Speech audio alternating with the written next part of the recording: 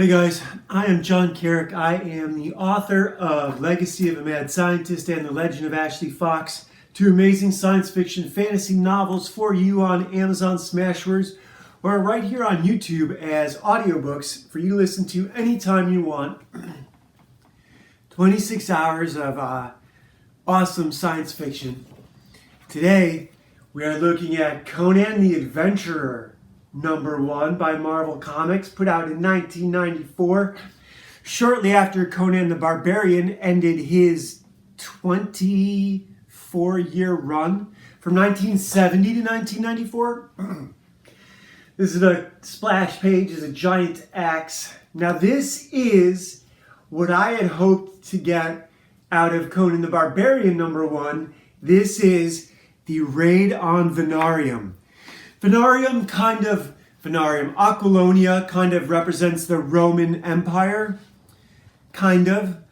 And this would be, Samaria would be the Scottish Highlands if Rome was Aquilonia.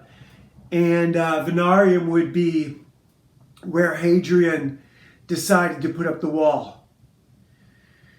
So this is the battle. This is Rafael, Kayanan, drawing, Nel Yamatov on colors. I already forgot who the inker was, so I'm going to have to look that up. Rafael Kayanan is doing his own inks. He's the artist. Nel Yamatov, who did all that Conan the Barbarian stuff, is the colorist. Roy Thomas is writing. Why separate a good team? So this is it. This is what I wanted all along. Conan the Adventurer. Now, I don't know if, I believe Conan the Adventurer was written by, I just saw the guy's name. Lynn Carter, maybe? I don't know, that's probably wrong. One of the Conan writers. But, let me see if it's in here. It's not. It doesn't say adapted from a story by Lynn Carter or something like that. But this is Conan and a guy named Ryan of the Snowhawk tribe of Samaria who are fighting against the Aquilonian and their mercenaries, the Gundermen. Gundermen would be like the Germans or the Russians, the Swabi tribe, the Helvetii tribe were Germans. What were the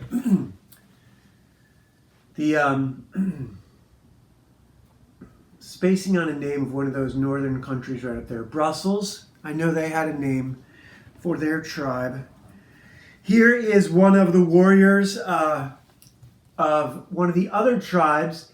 He attacks the main guy in charge of, this is like the Aquilonian warlord who drives a sword through this guy's knee. And in this scene, now this is really interesting that I'm seeing this a couple days after hearing Shane and John Malin talk about Todd McFarlane giving Shane a piece of advice where he had scribbled a couple lightning bolts on the back of a comic board and told Shane to fit a body into that.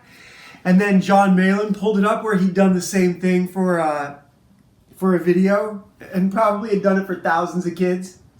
And this looks like exactly the pose that Todd McFarlane drew in that video with Stan Lee.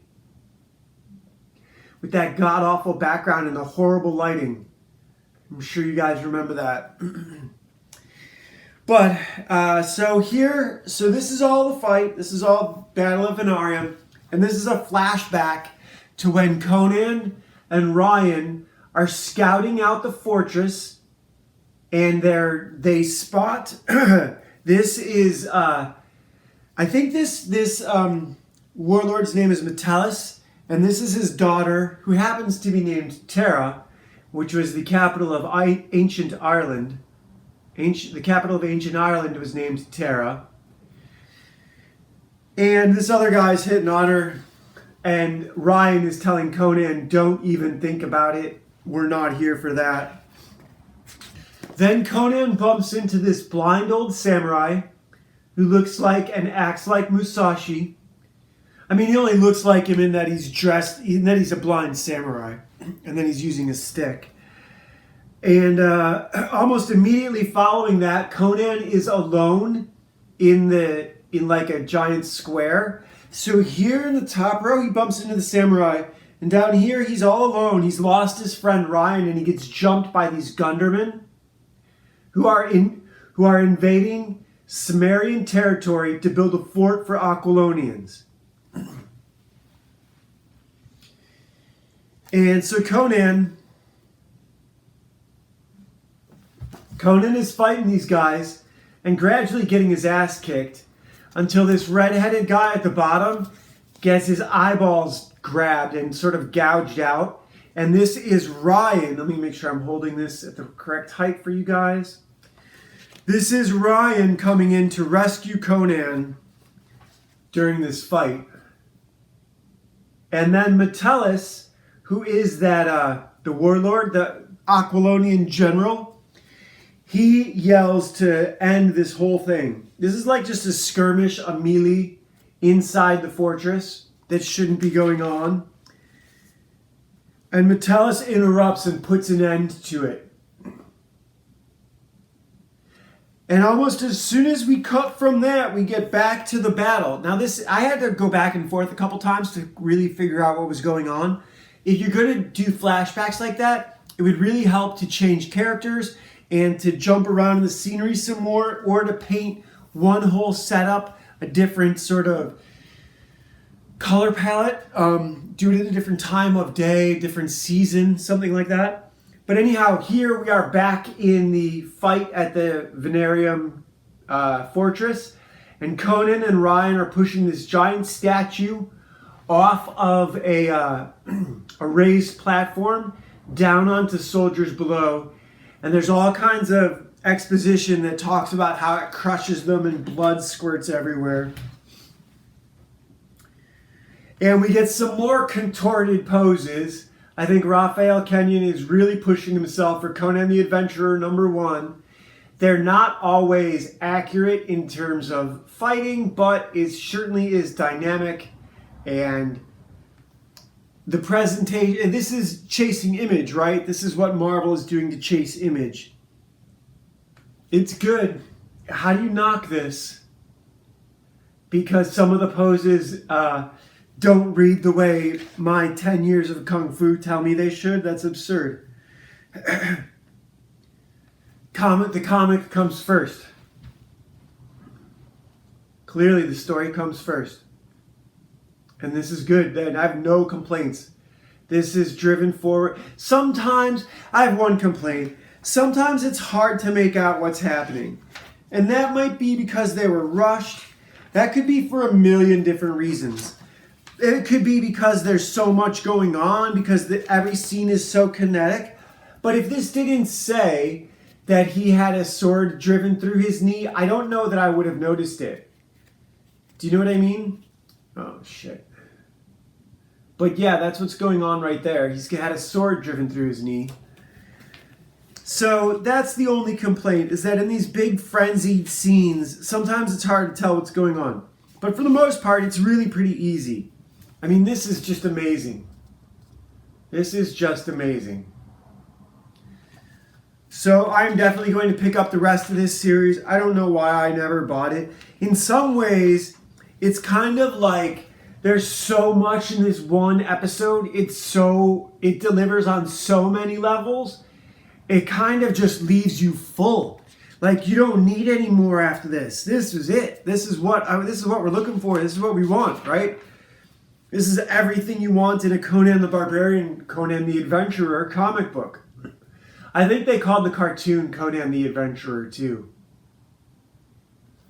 I was just looking at this online, and a bunch of the toys from that cartoon are listed, and they have the name Conan the Adventurer. And I love his Loki helmet. It's not the old Barry Smith helmet. I love the old Barry Smith helmet, but I love this Loki helmet too. This is fucking awesome. Fucking awesome. Here he is right in the middle. Look at those horns sticking up. That's just brilliant. Now, it's completely unreasonable. It would be totally top heavy. It would always be falling off his head without something in the back to sort of hold it down. Without some sort of, like sometimes they would put those chainmail cowls on the backs of helmets. Like that would work for this sort of helmet. But so yeah, here we have this goblin statue being pushed down onto the soldiers by Conan and Ryan. You can see what's happening. None of the dialogue is really important. I read it all. It's good. I have no complaints, but what am I going to tell you guys? None of it is like quotable. None of it's that necessary. Roy Thomas does perfect Conan dialogue, and the exposition always matches the dialogue and the characters. See, here's the thing. In a period piece, the characters are interchangeable because their dialogue is so unique. Because you're not talking about, oh, this guy's from New York and this guy's from Texas. You don't have that problem in this. Everyone speaks with that old English, Shakespearean, Game of Thrones vocabulary, which makes all their dialogue uniform. So it doesn't matter. Everything is out of place. They say things like, ho there. Yeah, look at this dude. Conan just buries the sword in his chest from behind. That's what I'm talking about, like the contortions. Rafael Kayanan and Conan hamstrings this guy. He gets around behind him. Like, that's brilliant fighting. Get around behind him. And then comes up from underneath with like this weird uppercut. Some of this, though, does get a little bit weird. There are some sword holds where the fist doesn't quite match the frame before, or it doesn't quite match how you would want to hold the sword. But so what? So fucking what? It looks so good. This is what comics are great for. Is the unrestrained inside the gladiator attack on the German stronghold at the beginning of the movie. And you can just do it over and over and over again in Conan. And I love the horns on his helmet. This is where he gets his necklace. He takes it from this guy Ryan, who was his friend and kind of his mentor. Whoops, sorry about that. This is a Snowhawk. This necklace represents their Snowhawk tribe. Somehow, I don't know how that logo is a Snowhawk logo, but this last page is where I was full. Did you guys read The 7 Pillars of Wisdom by T.E. Lawrence? If you haven't, you should. It should definitely be on that list of books that I had up the other day, along with Albert Camus' A Happy Death.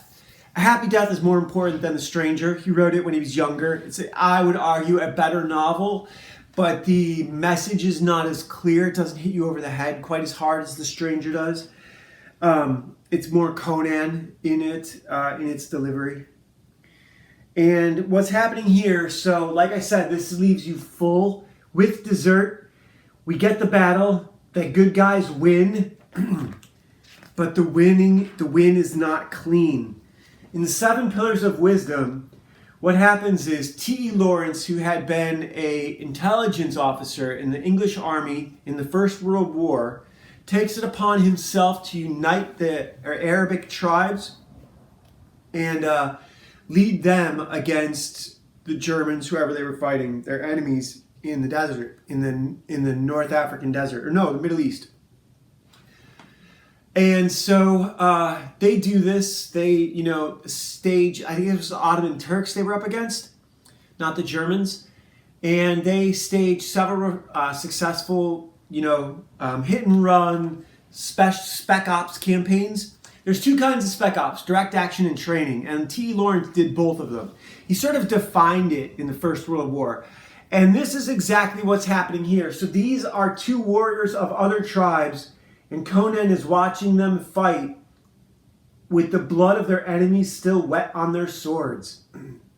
So the battle just ended, and the local tribes have already fallen to fighting amongst themselves again. No unity, white man, no unity. That's what you suffer from. So Conan balls out. He bails. I've had it. I don't know where he goes after this. I mean, I guess After this, you would pick up at Conan the Barbarian #1, where he goes and finds the girl in the cabin, just like in Conan the Barbarian, the movie, only that girl lives. He doesn't kill her and throw her into a fire like he does in Oliver Stone's version. Conan the Adventurer. Doesn't get any better than this. This is Conflicted Deck 2, card 5 of spades. I hate the way they do this distressed where the bottom half of the numbers faded out. It would be the top half that, well, I don't know what half fades. I don't care. Anyhow, this card says you've run out of food, your family is starving, the government shows up and offers you food and shelter if you rat out 3 friends. What do? Do you give them 3 real friends' names? Do you go hungry? That's an absurd thing. I would wait. I wouldn't give out 3. I wouldn't have 3 friends to give up anyhow. How would you have people to give up? And who gave you up? You know, I don't know if these get better or worse as we go. But this one's not very exciting. A little bit disappointing. For my part, I have had a really productive 24 hours. I wrote 5,000 fucking words since the last time I recorded one of these. I wrote 3 chapters last night and 1 2,000 word chapter today. And they're all awesome. Chapters 102, 3, 4, and 5. That's what I wrote in the last 24 hours. So I'm really proud. Ashley Fox gets in a fight. Ashley Fox actually, the group she's with, Ashley Fox is at a war planning meeting with Valeria and the other Valkyrie and Odin, the All-Father. Odin, who is the father of Jesus and Thor and Apollo and all the offspring. Odin, Zeus, Jupiter, they're all the same guy. He's the All-Father. And in this story, he is getting ready to fight Ragnarok with his Einherjar, the greatest warriors throughout history. And Valeria's job is to recruit a bunch of them. Ashley is one of the ones she has recruited. And here's the thing though, Ashley's dad created a super blue healing compound when he was in his teens. It's the very first chapter in this book. And I don't talk about how he did it, but he used a angel heart that he found in his grandfather's laboratory, and he synthesized the blood from it and didn't tell anyone. His dad knows that's where it came from. His grandfather had already passed away. His grandfather actually led him to it in a dream. And so all of that is in a short story coming up in the 3rd volume, at the beginning of the 3rd volume. But Ashley gets confronted by Jesus because she's basically an angel blood addict. And Ashley is basically a drug addict to these healing blue goo candies that her dad created. And she uses them to just get in all sorts of trouble, fight anyone, anytime, and then splash them with a little bit of blue juice. Like you take the blue candies and put them in some water and mix it up and drink that. It'll heal you instantly, but you can also just splash your enemies with it after you cut their faces up. So she is very ruthless and does not hesitate to use violence as a weapon to get what she wants. She's very good at it. And in this last chapter, she's being followed by a bunch of people, and she's here in modern day. She goes into a sporting goods store and buys a couple of aluminum baseball bats and then gets them to follow her out into an alley and stages a confrontation. So I had the best day today writing that 2,000 word chapter. And last night is a confrontation between her and Jesus, where Jesus basically kicks her out of the meeting because she's an angel blood drug addict. And there's a whole bunch of angels in there. Imagine you're hanging out with dogs who could speak English and your blood heals them. How would you feel if they were just constantly, just overdosing on human blood? That's kind of how the angels look at Ashley. They don't particularly like her. They're a little repulsed by her. And she's the opposite of everything they're about. They're about de-escalating situations. She's about, oh really? let's see how far you'll go with that. She escalates it. She takes everyone to the nines. While the angels want to calm everyone down, can't we all just get along? Can't we all be friends? Ashley's like, oh yeah? You're going to pick on me, a little girl? Let's see. Let's see how far you'll go. And then she'll pull out the micronics and cut their throats, and they'll be very unhappy. So she's a lot of fun to write as a character. She's a lot of fun to write as a character. Anyhow, yeah. All right, see you guys tomorrow. Bye.